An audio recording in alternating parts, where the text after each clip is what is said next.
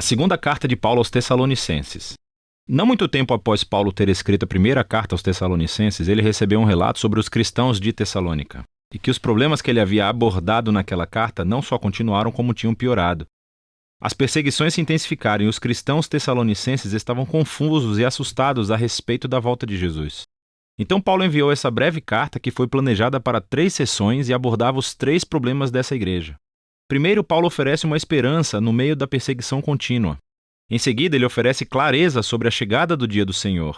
E, finalmente, ele apresenta um desafio específico às pessoas ociosas que se recusavam a trabalhar em serviços normais. O fim de cada uma dessas sessões é claramente marcado por uma breve oração final. Paulo começa a carta com uma oração de agradecimento ao amor e à fidelidade contínua dos tessalonicenses e especialmente à sua resistência. Ele ficou sabendo que os seus vizinhos gregos, romanos e até mesmo os judeus intensificaram a perseguição a esses cristãos. Eles são uma minoria religiosa enfrentando uma opressão violenta e Paulo se preocupa com a possibilidade deles desistirem de Jesus caso a opressão piore. Então Paulo relembra-os, como fez na primeira carta, que o sofrimento deles por causa da sua associação com Jesus é uma maneira de participar do reino de Deus. Jesus se tornou rei através do seu sofrimento na cruz, e os seus seguidores mostrarão a sua vitória sobre o mundo imitando a paciência de Jesus e a sua resistência à não violência. Paulo também relembra-os que isso não durará para sempre, pois quando Jesus retornar, ele trará sua justiça sobre aqueles que os oprimiram e que derramaram o sangue dos inocentes. Especificamente, ele diz que a punição deles é serem banidos da presença do Senhor e da glória de seu poder. Aqui, Paulo não especula sobre o destino dos que negam a Jesus, exceto ao dizer que, ao longo de suas vidas, eles não queriam nada com Jesus e, no final das contas, eles conseguiram o que desejavam, uma distância no relacionamento com seu Criador e Rei. E, para Paulo, essa é uma tragédia final. Optar pela distância de Jesus, que é a fonte de toda vida e amor, é abraçar a própria ruína. Ele conclui esse raciocínio orando para que Deus use o sofrimento para promover uma profunda mudança de caráter dentro deles, para que assim as suas vidas tragam honra ao nome de Jesus. Em seguida, Paulo continua abordando um problema específico relacionado ao retorno de Jesus e ao dia do Senhor. Alguém na igreja de Tessalônica estava espalhando informações erradas em nome de Paulo, dizendo que o ato final de justiça de Deus sobre a maldade humana, o dia do Senhor, já havia chegado sobre eles, e que essas pessoas provavelmente estavam prevendo datas sobre o fim de todas as coisas e assustando os cristãos. E você pode entender por quê. Devido à intensa perseguição, eles se sentiam vulneráveis quando alguém afirmava que Jesus já havia retornado como um ladrão na noite. Eles pensavam que tinham sido deixados para trás e que talvez ele tivesse abandonado os tessalonicenses em seu sofrimento. E esse tipo de conversa realmente irrita Paulo. Isso está deturpando os seus ensinos. O retorno de Jesus nunca deve inspirar medo, mas sim esperança e confiança. Paulo os lembra de tudo que ele ensinou sobre o retorno de Jesus quando esteve na cidade e faz um breve resumo aqui. É realmente muito breve. Esse parágrafo conta com muitos enigmas e problemas de interpretação. Contudo, o que está claro é que ele cita o famoso tema dos profetas Isaías e Daniel, de que os reinos deste mundo continuarão produzindo governantes que se rebelarão contra Deus, como Nabucodonosor e o rei do norte fez no passado. Esses líderes exultavam-se à autoridade divina e, para Paulo, esses antigos reis e profecias nos davam imagens.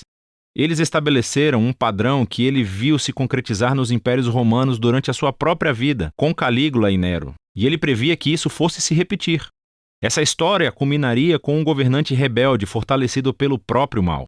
Alguém que causará o caos e a violência no mundo de Deus, mas não para sempre. Ao retornar, Jesus enfrentará o rebelde e todos os que praticam o mal e libertará o seu povo. Portanto, o argumento de Paulo aqui foca em não alimentar a especulação apocalíptica de futuros leitores, mas sim consolar os tessalonicenses.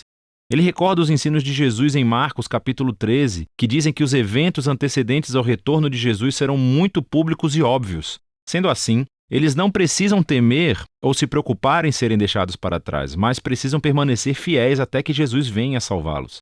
Então, na sua oração final, ele pede a Jesus e ao Pai que confortem e fortaleçam os tessalonicenses para que permaneçam fiéis ao caminho de Jesus, o que leva Paulo ao último tópico. É um desafio para os ociosos, o que não significa somente preguiçoso. Isso se refere às pessoas irresponsáveis e que se recusavam a trabalhar e ganhar seu sustento, resultando em vidas pessoais caóticas.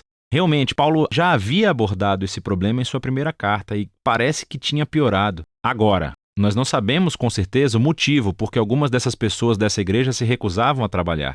É possível que esse problema esteja ligado ao anterior. Talvez algumas pessoas tenham pensado que se Jesus iria voltar em breve, eles poderiam abandonar os seus empregos e voltar à vida normal. Entretanto, é mais provável que Paulo estivesse abordando um problema relacionado a uma prática da cultura romana denominada patronagem. Havia pessoas pobres vivendo nas cidades e elas se tornavam clientes como se fossem assistentes pessoais de pessoas ricas. E eles viviam da generosidade ocasional, mas havia muitos interesses envolvidos.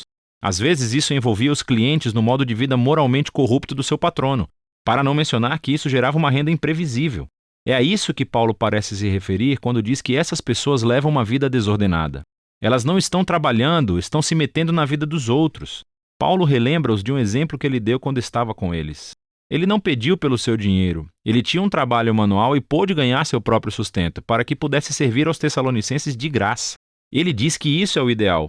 Um seguidor de Jesus deve seguir o exemplo do amor de entrega de Jesus através do trabalho duro. Dessa maneira, eles podem se sustentar e as suas vidas podem ser um benefício para as outras. E ele conclui com uma oração final. Que no meio de toda a confusão e sofrimento deles, Deus lhes conceda a paz, através do Senhor Jesus, o Messias. Esta breve carta aos Tessalonicenses nos ajuda a perceber a antiga crença cristã no retorno de Jesus e a esperança na chegada do juízo final. Essas ideias não foram concebidas para criar especulações sobre cronogramas apocalípticos, senão para trazerem esperança. Elas inspiram a fé e a devoção a Jesus, especialmente para os cristãos perseguidos que enfrentavam oposição violenta.